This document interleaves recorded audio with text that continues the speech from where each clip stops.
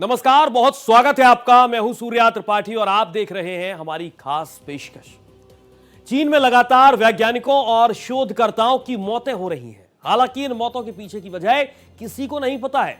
Report की माने तो इस साल अब तक 76 शोधकर्ताओं की मौत हो चुकी है। इनमें से 33 साल की वैज्ञानिक डोंग सिजिया भी शामिल हैं। CSND प्लेटफॉर्म पर युवा वैज्ञानिकों की मौतों की बात सामने आने पर चीन में इसे लेकर विवाद बढ़ गया है और इन मौतों के ठीक पीछे कई वजहें हैं। हालांकि लोग काम के दबाव और शिक्षा प्रणाली को कारण मान रहे हैं।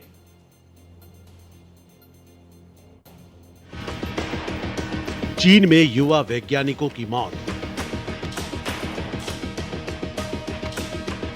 शोधकर्ताओं में किसका खौफ?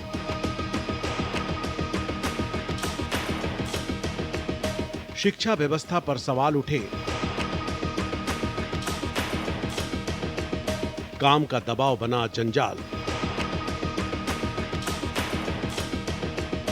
असली वजह का नहीं पता। 76 मौत बना बहस का मुद्दा।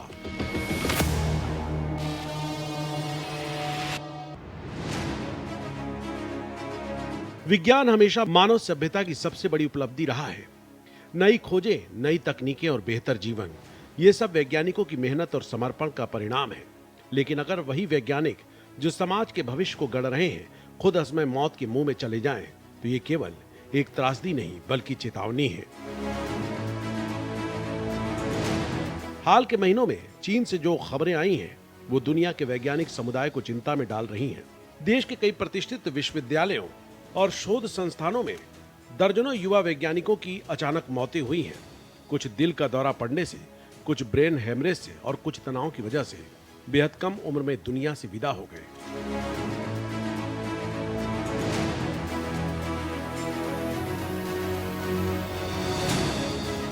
चीन में एक ऑनलाइन डेटाबेस के सामने आने से बड़ा विवाद शुरू हो गया है। इस डेटाबेस में युवा वैज्ञानिकों और शोधकर्ताओं की मौतों की जानकारी दी गई है। ये लिस्ट CSND नाम के एक ऑनलाइन प्लेटफॉर्म पर डाली गई थी, जो आमतौर पर कंप्यूटर प्रोग्राम्स के लिए है।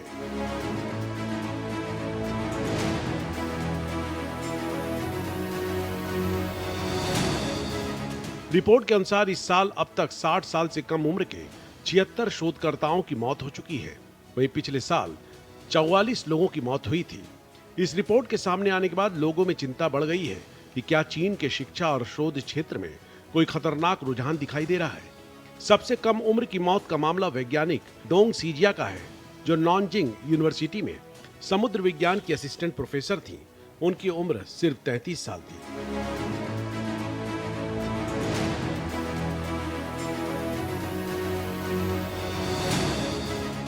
इस डेटा को ग्वांगडोंग प्रांत के एक गुमनाम व्यक्ति ने तैयार किया है। उसका कहना है कि इस जानकारी सार्वजनिक स्रोतों से ली गई है और इसका उद्देश्य लोगों को जागरूक करना, क्षेत्रीय समानता दिखाना और सरकार को बेहतर नीतियां बनाने में मदद देना है।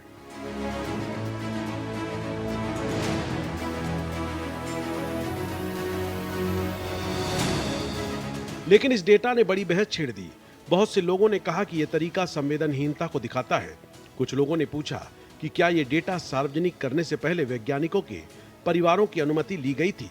कई लोगों ने कहा डेटा पूरी तरह सही नहीं है, क्योंकि पिछले कई सालों के मामलों का रिकॉर्ड इंटरनेट पर उपलब्ध नहीं है।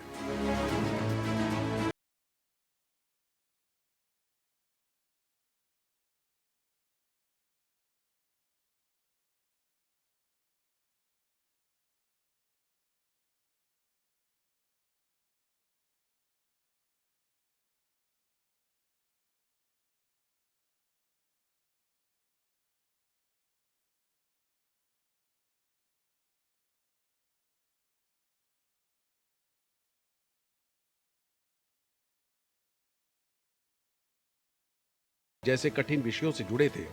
इनमें से 65% मामलों में कारण काम का दबाव बताया गया।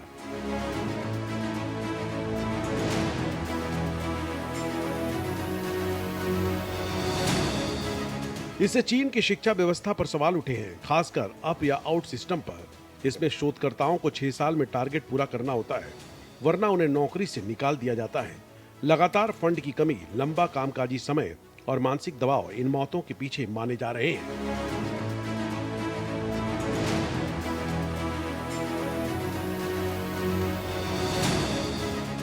शंघाई की टोंगजी यूनिवर्सिटी की प्रोफेसर फैन श्यूदी का कहना है कि मौतों के कारणों पर और शोध की जरूरत है। इनमें बीमारियां, दुर्घटनाएं या पारिवारिक समस्याएं भी शामिल हो सकती हैं। उन्होंने कहा कि सिर्फ काब के दबाव को दोष देना आसान है, लेकिन इससे समस्या का असली समाधान नहीं होगा। उन्होंने कहा कि अगर असली कारणों की गहराई से जांच नहीं की गई तो ये समस्या आगे और भयावह रूप ले सकती है। चीन में अब ये मुद्दा सिर्फ एक ऑनलाइन लिस्ट का नहीं रहा है, बल्कि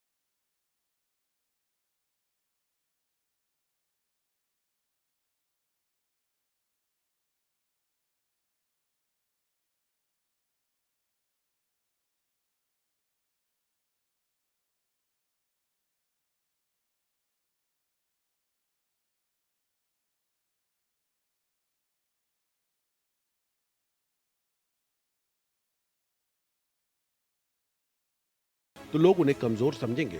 इस वजह से वे चुप रहते हैं और धीरे धीरे भीतर से टूट जाते हैं।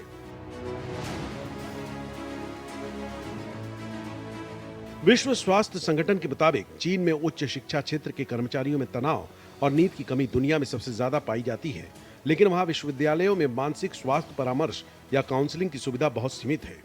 चीन के युवा वैज्ञानिकों की मौतें केवल खबर नहीं, बल्कि ये एक चेतावनी है जो बताती है कि विकास और मानवीय संतुलन के बीच की दूरी कितनी खतरनाक हो सकती है। अगर वैज्ञानिक अपने सपनों की कीमत अपनी जान से चुकाने लगे तो वे किसी भी देश के लिए गर्व नहीं बल्कि शर्म की बात है। इसलिए चीन और दुनिया दोनों को यह समझना होगा कि विज्ञान का भविष्य तभी उज्जवल है जब वैज्ञानिक सुरक्षित, सम्मानित और स्वस्थ हों। संस्थानों को ये याद रखना चाहिए कि एक शोध पत्र खोलना उतना बड़ा नुकसान नहीं है जितना एक जीवन खोना है। Bureau report, Bharat express. दरअसल चीन में युवा वैज्ञानिकों की इतनी बड़ी तादाद में मौत होना सिर्फ दुखद घटना नहीं है, बल्कि यह एक संवेदनशील संकेत भी है कि कामयाबी की दौड़ में इंसान अपने अंदर ही बिखर जा रहा है। ये मौतें संयोग नहीं लगती हैं, बल्कि एक गहरी समस्या की ओर इशारा करती है। चीन की शोध और अकादमिक व्यवस्था में व्याप्त अत्यधिक प्रतिस्पर्धा, काम का असीम दबाव यानी कि प्रेशर और मानसिक स्वास्थ्य की उपेक्षा मिलकर एक ऐसा माहौल बना देती हैं जिसमें किसी के लिए भी चैन की सांस लेना मुमकिन नहीं रह पाता है। अगर किसी देश को सफल होना भी है तो उसे शोध और नतीजों से पहले इंसानी जिंदगी को रखना होगा।